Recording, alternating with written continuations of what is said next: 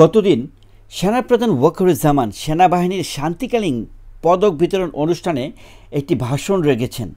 তার ভাষণটি জাতির জন্য খুবই ইম্পর্টেন্ট বিশেষ কিছু কারণে। তার বিশেষ কিছু লাইন আমার কাছে মনে হয়েছে যে জাতির এখন বুঝার সময় হয়েছে।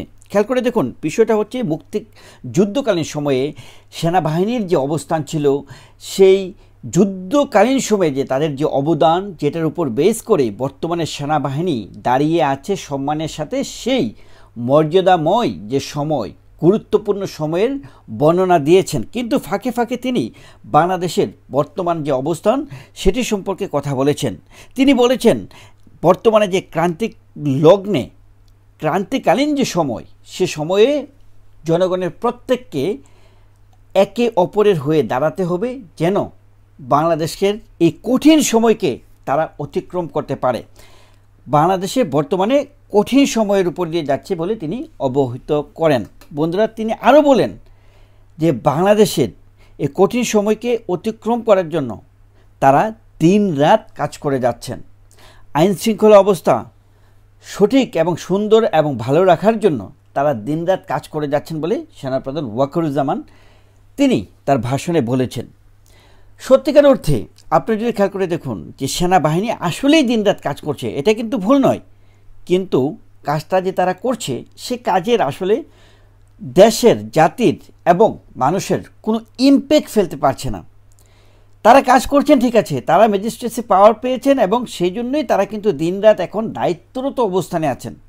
এক হচ্ছে আপনি দায়িত্বরত অবস্থানে থাকা, এবং আরেক হচ্ছে নিষ্ক্রিয় ভূমিকা পালন করা, আরেকটা হচ্ছে সক্রিয় ভূমিকা পালন করা। এখন সেনাবাহিনীর যে অবস্থান, সেখানে আপনারা কি মনে করেন যে তারা নিষ্ক্রিয় ভূমিকা রাখছে নাকি সক্রিয় ভূমিকা রাখছে? তিনি বলছেন যে তারা দিনরাত কাজ করে যাচ্ছেন, কিন্তু সত্যিকার অর্থে বাংলাদেশের আজকে যে অবস্থা আমরা দেখতে পাচ্ছি যে বিভিন্ন শক্তি, পরাশক্তি বাংলাদেশের ভিতরে এবং বাহির থেকে বাংলাদেশকে আসলে বেশ, আমি বলবো যে বেশ মিনিমাম 15 থেকে 20 বছর পিছিয়ে নিয়েছে গত কয়েক মাসেই।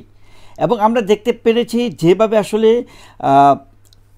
মৌলবাদ, জিহাদ এবং জঙ্গিদের উত্থান হচ্ছে, যেভাবে আজকে আমরা দেখতে পাচ্ছি আমাদের সকল দিক থেকে আমাদের মুক্ত চিন্তা, সাহিত্য, আমাদের সংস্কৃতি, আমাদের ঐতিহ্য সকল কিছুকে খর্ব করে বর্তমানে একটা পরাশক্তির, বর্তমানে একটা মৌলবাদ শক্তির, জিহাদি শক্তির উত্থান হচ্ছে। খেয়াল করে দেখুন কাদেরকে পুরস্কার বিতরণ করছে, যারা কিনা মুক্তিকালীন সময়ে বাংলাদেশের মুক্তিযুদ্ধে সেনা কর্মকর্তারা বিশেষ ভূমিকা রেখেছিল, তাদেরকে পদক দেওয়া হচ্ছে। কিন্তু দুঃখের বিষয় হচ্ছে সেনাপ্রধান ওয়াকারুজ্জামান এই মুক্তিযুদ্ধের চেতনাকে যারা অবজ্ঞা করেছে, হেয় করেছে, তোয়াক্কা করেছে, অপমান করেছে, তাদের বিরুদ্ধে একটা স্টেপ নিতে আমরা দেখিনি।